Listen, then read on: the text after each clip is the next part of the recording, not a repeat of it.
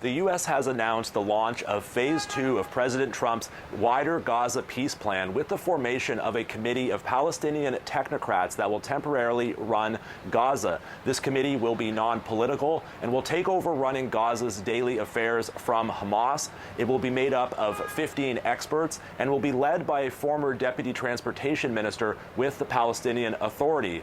Now, with the announcement of the formation of this committee, U.S. Special Envoy Steve Witkoff said that the peace process is now moving from ceasefire to demilitarization, technocratic governance, and reconstruction.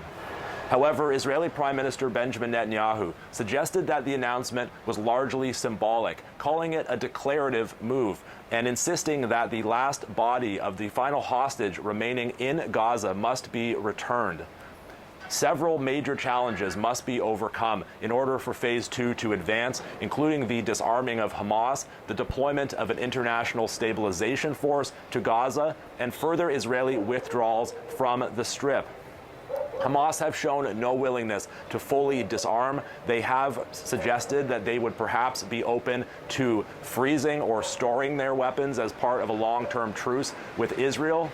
However, mediators including Egypt, Qatar, and Turkey have reportedly told the United States that Hamas can be convinced to surrender their heavy weapons like rockets and rocket-propelled grenades and missiles, but Israel wants them to be fully disarmed, which would include everything, including their rifles.